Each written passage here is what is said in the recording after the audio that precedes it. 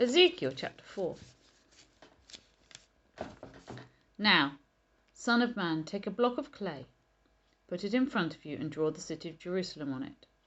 Then lay siege to it, erect siege works against it, build a ramp up to it, set up camps against it, and put battering rams around it.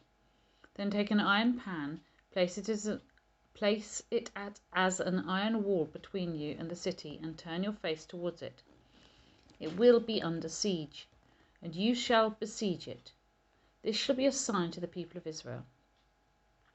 Then lie on your left side, and put the sin of the people of Israel upon yourself.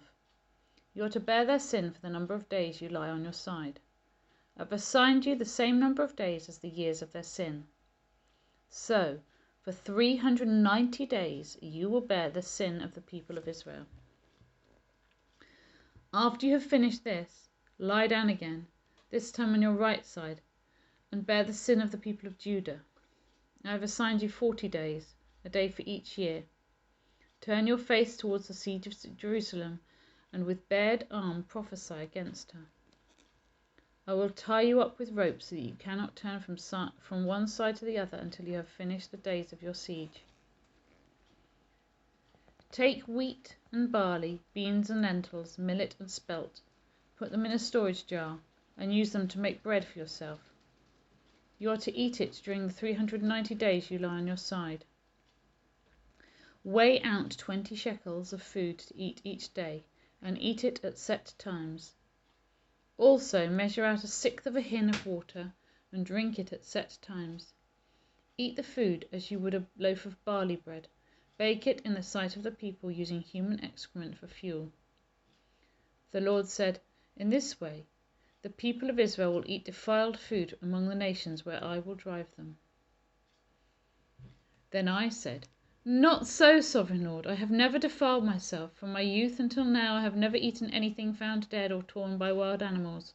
No impure meat has ever entered my mouth. Very well, he said. I will let you bake your bread over cow dung instead of human excrement. He then said to me, Son of man, I am about to cut off the food supply in Jerusalem. The people will eat rationed food in anxiety and drink rationed water in despair. For food and water will be scarce. They will be appalled at the sight of each other and will waste away because of their sin. Now, son of man, take a sharp sword and use it as a barber's razor to shave your head and your beard. Then take a set of scales and divide up the hair. When the days of your siege come to an end, burn 1/3 of the hair inside the city. Take 1/3 and strike it with the sword all around the city, and scatter 1/3 to the wind. For I will pursue them with drawn sword. But take a few hairs and tuck them away in the folds of your garment. Again, take a few of these and throw them into the fire and burn them up. A fire will spread from there to all Israel. This is what the Sovereign Lord says. This is Jerusalem, which I have set in the center of the nations, with countries all around her. Yet in her wickedness she has rebelled against my laws and decrees, more than the nations and countries around her.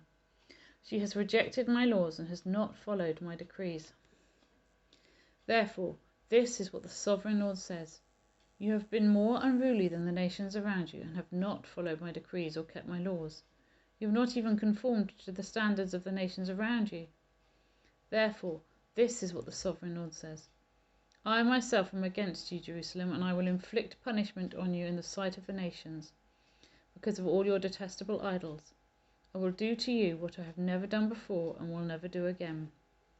Therefore, in your midst, parents will eat their children, and children will eat their parents. I will inflict punishment on you and will scatter all your survivors to the winds. Therefore, as surely as I live, declares the Sovereign Lord, because you have defiled my sanctuary with all your vile images and detestable practices, I myself will shave you. I will not look on you with pity or spare you. 1/3 of your people will die of the plague or perish by famine inside you. 1/3 will fall by the sword outside your walls, and 1/3 I will scatter to the winds and pursue with drawn sword. Then my anger will cease, and my wrath against them will subside, and I will be avenged. And when I have spent my wrath on them, they will know that I, the Lord, have spoken in my zeal. I will make you a ruin and a reproach among the nations around you. in the sight of all who pass by. You will be a reproach and a taunt, a warning and an object of horror to the nations around you when I inflict punishment on you, in anger and in wrath and with stinging rebuke. I, the Lord, have spoken. When I shoot at you with my deadly and destructive arrows of famine, I will shoot to destroy you. I will bring more and more famine upon you and cut off your supply of food. I will send famine and wild beasts against you, and they will leave you childless. Plague and bloodshed will sweep through you, and I will bring the sword against you. I, the Lord, have spoken. The word of the Lord came. Chapter 6. The word of the Lord came to me. Son of man, set your face against the mountains of Israel. Prophesy against them and say, You mountains of Israel, hear the word of the sovereign Lord. This is what the sovereign Lord says to the mountains and hills, to the ravines and valleys.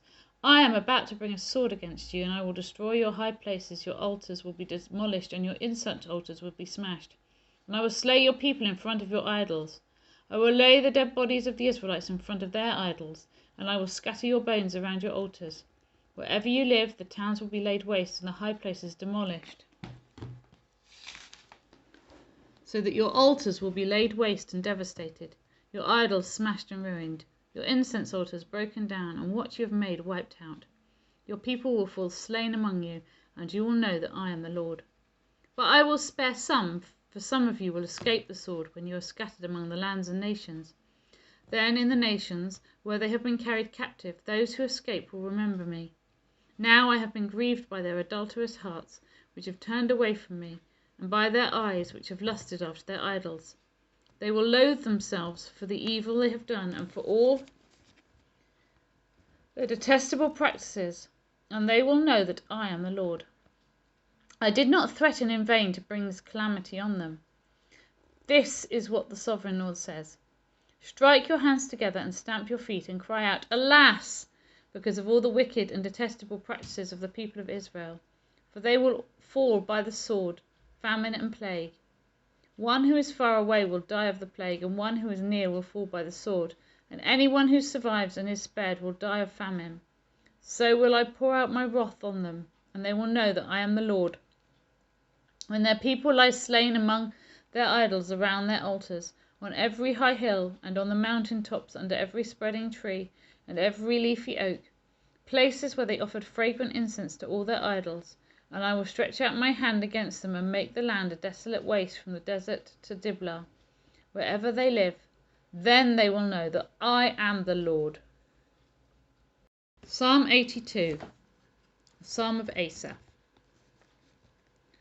God presides in the great assembly. He renders judgment among the gods. How long will you defend the unjust and show partiality to the wicked? Defend the weak and the fatherless, uphold the cause of the poor and the oppressed, rescue the weak and the needy, deliver them from the hand of the wicked. The gods know nothing, they understand nothing, they walk about in darkness.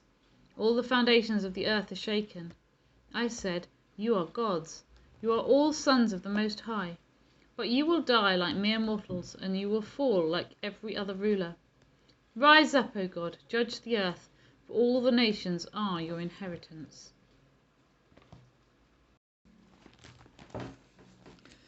John chapter 2. On the third day a wedding took place at Cana in Galilee. Jesus' mother was there, and Jesus and his disciples had also been invited to the wedding. When the wine was gone, Jesus' mother said to him, They have no more wine. Woman, why do you involve me? Jesus replied, My hour has not yet come. His mother said to the servants, Do whatever he tells you. Nearby stood 6 stone water jars, the kind used by the Jews for ceremonial washing, each holding from 80 to 120 litres. Jesus said to the servants, Fill the jars with water. So they filled them to the brim. Then he told them, Now draw some out and take it to the master of the banquet. They did so, and the master of the banquet tasted the water that had been turned into wine. He did not realize where it had come from, though the servants who had drawn the water knew.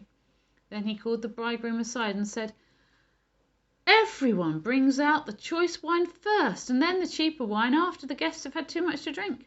But you have saved the best till now. What Jesus did here in Cana of Galilee was the first of the signs through which he revealed his glory, and his disciples believed in him. After this, he went down to Capernaum with his mother and brothers and his disciples, and there they stayed for a few days. When it was almost time for the Jewish Passover, Jesus went up to Jerusalem. In the temple courts he found people selling cattle, sheep and doves, and others sitting at tables exchanging money. So he made a whip out of cords and drove all from the temple courts, both sheep and cattle. He scattered the coins of the money changers and overturned their tables. To those who sold doves he said, "Get these out of here! Stop turning my Father's house into a market." His disciples remembered that it is written, "Zeal for your house will consume me." The Jews then responded to him, "What sign can you show us to prove your authority to do all this?" And Jesus answered them, "Destroy this temple, and I will raise it again in 3 days." They replied, "It has taken 46 years to build this temple, and you are going to raise it in 3 days?" But the temple he had spoken of was his body. After he was raised from the dead, his disciples recalled what he said. They believed the scripture and the words that Jesus had spoken. Now while he was in Jerusalem at the Passover festival, many people saw the signs he was performing and believed in his name. But Jesus would not entrust himself to them, for he knew all people. He did not need any testimony about mankind, for he knew what was in each person.